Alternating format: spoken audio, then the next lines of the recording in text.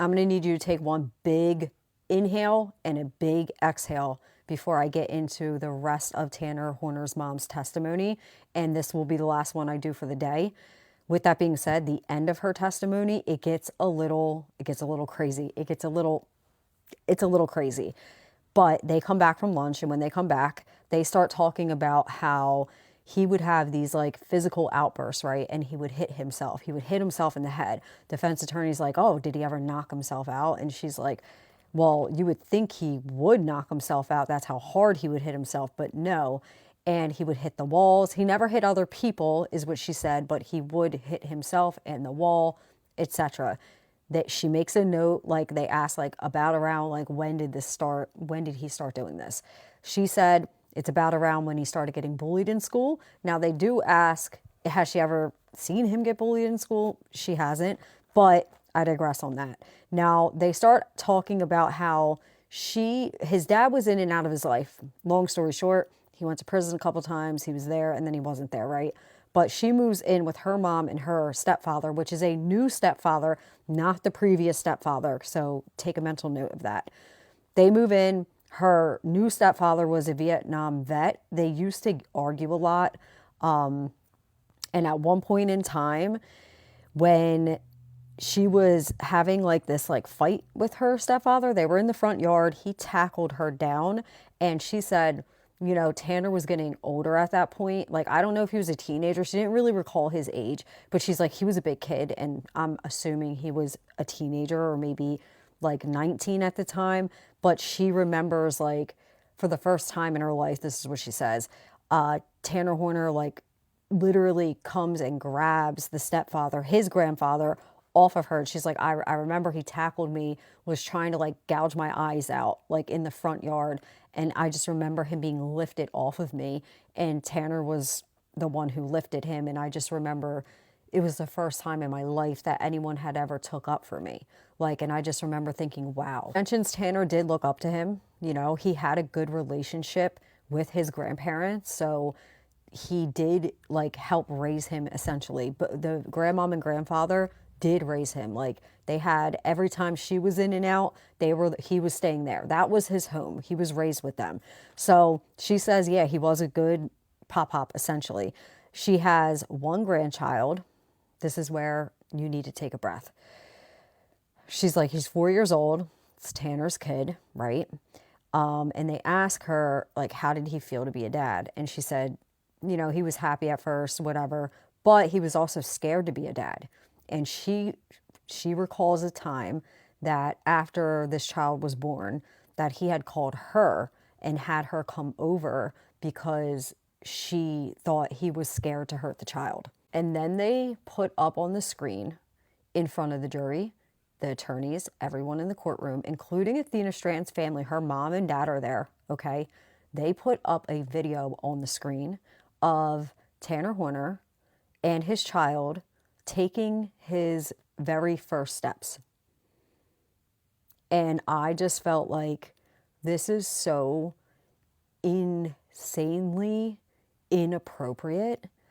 I understand the defense has a job to do, and I know it's like they kind of want to humanize and then pull into the childhood traumas and why all these diagnoses are going to come in, and you know, he was overstimulated in drugs and look at how he was raised or wasn't raised or lack thereof. Playing a video of his kid taking his first steps in front of everyone in the fucking courtroom was one of the most disgusting displays I've ever seen. And then they go ahead and they bring up Athena, right? And they start asking her if she knows facts surrounding the case, right? And she starts crying. She's upset, and she's like, I'm so mad at him. I want to tear his ass up. But she says she was just a baby, you know, and she's crying. But she also goes in right after that and says, of course I love him, but I don't love who did that though. Like, that's not my son. Like, I don't love that person, but I do love Tanner. This is his face, right? They pan to Tanner Horner. He has no emotion. His mom is upset. She asks, can we take a break? I need to go to the bathroom. I need a break. And they're like, yeah, okay. They give her a break. And it's just the audacity to be like, no, keep her there. Like, keep her there, get through what you have to get through, and then let her leave. But no, they stop court, they take a break. She comes back in. He has no emotion. She comes back in, and when she does, they do pass her over to the state. Now, I will make a note of this. The state handles her way better, with more like just grace, and they're more gentle with her than the defense was. And I'm just going to put that in as a note. So when she comes back in, you know, they start talking to her, and she gets into basically how the pop-pop was a good pop-pop. He definitely lived with them. That was his home. There was rules that were to be obeyed and followed, but he took them fishing, did all the like kid things, you know. They raised him and his brother. And then they get into how, what did you like, what did you think happened? Did you believe him? And she says, initially, I did believe him. I believed that he hit this little girl. It was an accident. And he panicked and he strangled her. And then they're like, okay. And this is where it gets crazy. Hold on. The prosecutor's like, this is what he told you. But if you know the facts now, they start leading into this statement in question of, have you been watching the live streams from court? Because the only way you actually know what really happened to her is if you are tuning in and watching live streams or recaps. Like, you have to be paying attention to it, right? And she shouts out, literally shouts out, like has a visceral reaction, shouts out, don't get me thrown into jail. Am I going to go to jail? I don't want to go to jail. And she's like, she's up. She's like up. She's looking at the judge. She's looking at the defense attorneys, locking eyes with them. Like, don't get me thrown in jail. And they're like, you're not going to go to jail. And she looks back over at the prosecutor and she's like, yes, I've been watching the live stream.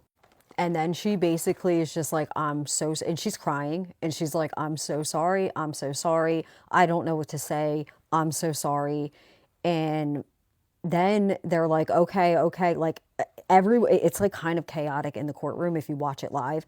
Then like the attorneys are just like, okay, pass. Like we pass back, and they're like, okay, redirect. And they're like, no. And then the judge is like, are we done here? Are we done? Like, and they're like, yeah, we're done. And they're like, okay, you can be excused. But because she's panicking, she doesn't even hear them. She's not even registering that they're like, yo, you can be excused, right? So she's like, I need to go to the hospital. Can we finish? Like, I have an appointment. Like, I got to go to the hospital. Can we finish? Like, it was very chaotic, and I'm not laughing because it's funny. It was just something like wild to watch. I've never really seen a witness do this in a trial. I've never seen it in a trial before.